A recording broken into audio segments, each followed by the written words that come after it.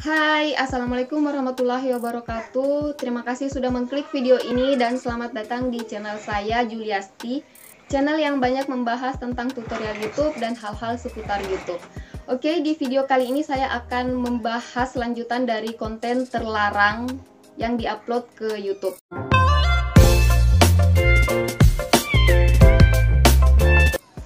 Jadi, sebelumnya saya membuat konten yang sama atau membuat video yang sama, namun di video tersebut saya hanya membahas 4 macam atau 4 jenis. Nah, kali ini saya akan melengkapi video sebelumnya. Di video kali ini saya memberikan lebih banyak jenis konten yang dilarang diupload di YouTube. Konten pertama yang dilarang di YouTube di video kali ini adalah konten yang merugikan atau berbahaya. Nah, kalian tidak boleh memberikan atau membagikan atau membuat video yang dapat membahayakan orang lain, semisalnya tutorial membuat perangkap untuk manusia misalnya seperti itu. Tapi siapa juga yang mau bikin konten seperti itu. Nah, itu contoh saja ya teman-teman. Nah, kalian juga tidak boleh membuat deskripsi video yang dapat merugikan penonton kalian, yang ketika kalian menyisipkan sebuah link di deskripsi kalian, namun link tersebut ternyata mengarahkan penonton ke sebuah software ataukah sebuah website yang dapat membahayakan perangkat penonton kalian. Seperti itu ya teman-teman. Nah, itu juga salah satu hal yang berbahaya. Saya sudah menjelaskannya di video di part pertama. Selanjutnya adalah konten yang mengandung kebencian. Nah, konten yang mengandung kebencian ini adalah semisal kalian membuat konten yang membuat orang lain membenci atau memprovokasi kelompok lain untuk membenci kelompok yang lainnya lagi. Seperti itu ya teman-teman. Itu di YouTube tidak diperbolehkan. Karena YouTube itu adalah platform yang sangat menginginkan kedamaian, bisa dibilang seperti itu ya teman-teman. Nah, maka hal-hal yang curang ataukah hal-hal yang dapat merugikan penonton atau pengguna YouTube itu sangat tidak diperbolehkan. Selanjutnya adalah konten kekerasan atau vulgar. Nah, konten yang namanya konten kekerasan seperti poin sebelumnya, yaitu konten yang merugikan, itu sebenarnya sudah termasuk konten yang merugikan atau konten yang berbahaya ya teman-teman. Nah, kalian tidak diperbolehkan oleh YouTube membuat konten kekerasan, karena konten kekerasan tidak memiliki manfaat sama sekali. Nah, konten kekerasan ini sebenarnya tidak memiliki manfaat ya teman-teman. Mengapa? Ya yang namanya kalian tahu sendiri kan, yang namanya kekerasan itu hanya bisa merugikan kelompok tertentu ataukah hanya bisa merugikan seseorang, hanya bisa membuat seseorang menjadi merasa berbahaya begitu ya teman-teman. Konten kekerasan ini semisal adalah ketika kalian membuat video-video yang tengah menganiaya hewan misalnya. Nah, itu juga sebenarnya tidak diperbolehkan ya teman-teman, karena banyak orang di luar sana itu sangat mencintai hewan. Oke, konten selanjutnya adalah konten pelecehan atau cyberbullying. Nah, kalian pasti sudah tahu bahwa konten pelecehan itu semisalnya kalian melakukan hal-hal tidak senonoh kepada seseorang ataukah kepada hewan juga, itu sudah termasuk. Dan ataukah kalian membuat konten yang sedang menghina atau mengejek seseorang. Nah, itu juga tidak bisa dan tidak boleh di YouTube ya teman-teman. Oke, poin selanjutnya adalah konten yang berisi ancaman. Nah, di poin ini saya tiba-tiba teringat fenomena beberapa waktu lalu di YouTube. Sebenarnya bukan fenomena ya teman-teman, ini lebih ke kejadian atau peristiwa seperti itu. Nah, jadi seorang konten kreator di YouTube yang juga merupakan kontributor YouTube itu sebenarnya mengupload video yang menurut saya sangat bermanfaat, terutama bagi saya, YouTuber pemula di YouTube.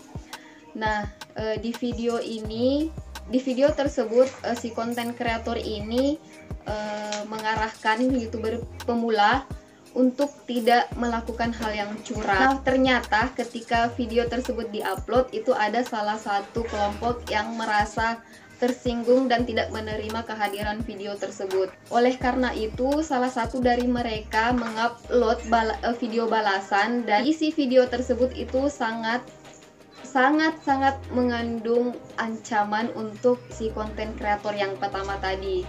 Nah, padahal menurut saya video dari konten kreator yang pertama tadi itu sangat bermanfaat ya, apalagi bagi saya gitu. Poin selanjutnya adalah mengenai hak cipta. Jadi di YouTube itu kita sebenarnya tidak boleh mencomot video orang lalu menguploadnya secara mentah-mentah, begitu ya teman-teman. Mungkin boleh kalian mengupload video orang, tapi harus diedit terlebih dahulu. Tapi saya tidak menyarankan itu. Sebaiknya kalian ketika ingin membuat konten atau membuat video dan mengupload ke YouTube itu harus benar-benar berasal dari karya kalian, gitu ya. Kalau kalian ingin membuat konten atau video yang serupa, dengan kata lain, kalian mengambil ide dari konten kreator lain, itu sebenarnya diperbolehkan saja dan boleh-boleh saja. Tapi kalian tidak boleh membuatnya atau membuat video dari ide yang sama dengan kemasan yang sama. Kalian harus membuat ide tersebut di dalam kemasan yang berbeda. Oke, teman-teman. Selanjutnya adalah konten yang berisi privasi seseorang atau kelompok tertentu ya teman-teman. Sebenarnya boleh saja membuat konten yang mengandung privasi seseorang selama seseorang tersebut telah mengizinkan. Namun ketika seseorang atau kelompok tertentu tidak mengizinkan privasi mereka itu dipublikasikan, terutama di YouTube, nah kalian tidak boleh sama sekali. Saya pernah bertanya di sebuah grup, apakah ketika kita mereview salah satu channel, bukan salah satu channel ya, maksudnya kita mereview channel orang lain atau channel yang sudah besar dan sudah mapan di YouTube, lalu kita mereview, menjelaskan secara detail tentang bagaimana channelnya, tentang bagaimana orangnya melalui data yang kita dapatkan di sosial media. Dan saya mendapatkan jawaban bahwa sebenarnya itu diperbolehkan saja. Apalagi kalau misalnya di sosial media itu kan ketika seseorang mengupload atau memberikan data tentang seseorang yang ingin dibuatkan kontennya ke YouTube, semisal riwayat hidup ataukah hal semacam itu, sebenarnya itu tidak dilarang karena pasti seseorang yang tadi itu sudah memberikan izin ya teman-teman. Nah, kalau kita ingin mereview salah satu channel atau channel lain dan datanya kita ambil semisal di salah satu website seperti Social Blade, itu kan di Social Blade dia hanya memberikan perkiraan saja ya teman-teman. Nah, datanya itu tidak jadi keakuratan dari data yang diambil dari Social Blade itu sekitar 90% lah teman-teman menurut saya ya.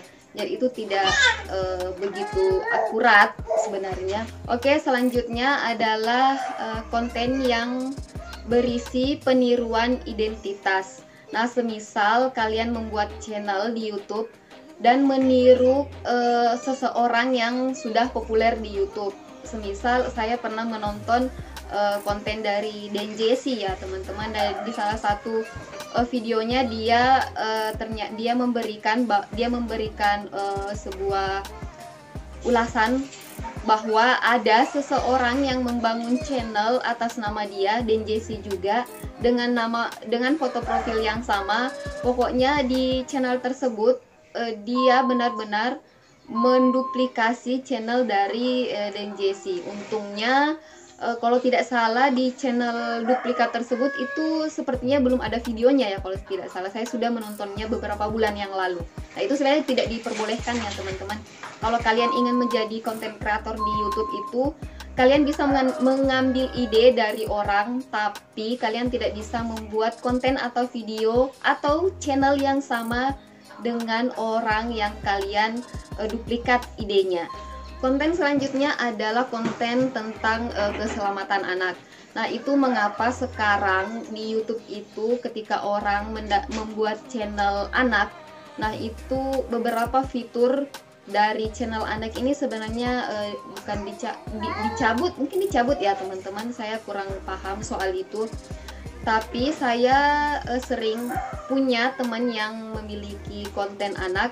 Nah, di situ ketika kita menonton konten-kontennya, karena aktornya atau si pemilik channel ini adalah anak. Nah, di situ kadang saya mendapatkan komentar yang tidak diaktifkan, ataukah link subscribe, maksudnya tombol subscribe ataukah tombol lonceng di samping subscribe itu tidak aktif dan tidak bisa diaktifkan.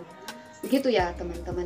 Nah, di situ tergambarkan bahwa betapa YouTube itu sangat melindungi anak-anak di dunia agar tidak mendapatkan semisal pelecehan ataukah semisal cyberbullying yang kadang-kadang netizen itu sebenarnya tanpa berpikir panjang memberikan komentar yang negatif tentang anak di kolom komentar.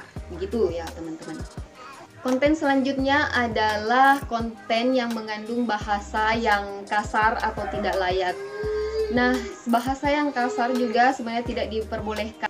Nah, bahasa kasar ini semisal kalian sebagai konten kreator di YouTube mengatakan hal tersebut untuk mengekspresikan kekesalan kalian di video kalian. Nah, itu sebenarnya tidak boleh ya teman-teman, dan harus wajib mematuhi peraturan dari YouTube ini. Jadi kalau ingin berkata, ya berkata yang baik-baik saja, yang bermanfaat saja bagi orang lain. Gitu ya teman-teman. Oke, nah ini yang terakhir dari konten yang dilarang oleh YouTube. Metadata yang menyesatkan. Metadata YouTube itu adalah judul atau thumbnail dan deskripsi. Nah, di judulnya, di thumbnailnya sendiri kalian benar-benar harus membuat thumbnail yang menarik dan mewakili konten kalian. Tidak clickbait ya, sebenarnya ada juga sebenarnya konten kreator papan atas, kontributor juga membuat thumbnail, membuat judul yang agak clickbait tapi tidak berlebihan. Nah, di sini kalian sebenarnya tidak diperbolehkan juga membuat judul yang clickbait, apalagi over clickbait. Thumbnail juga seperti itu.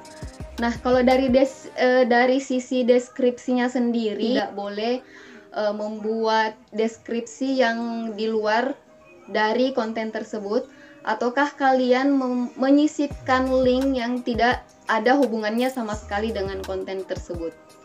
Nah, itu tidak diperbolehkan ya teman-teman. Nah, itu dia beberapa jenis konten yang dilarang diupload di YouTube ya teman-teman. Saya telah membuatkan part satunya juga. Jika kalian ingin dan tertarik menonton yang pertama, silahkan cek di playlist atau cek di channel saya ya teman-teman. Saya juga akan menaruh linknya di link video di deskripsi video ini.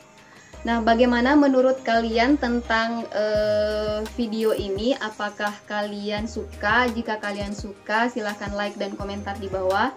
Jangan lupa bagikan ke teman-teman kalian jika kalian merasa video ini bermanfaat. Dan jangan lupa subscribe serta nyalakan loncengnya agar kalian mendapatkan notifikasi jika saya upload video baru. Oke, terima kasih dan see you on my next video. Terima kasih. Assalamualaikum warahmatullahi wabarakatuh. Bye-bye.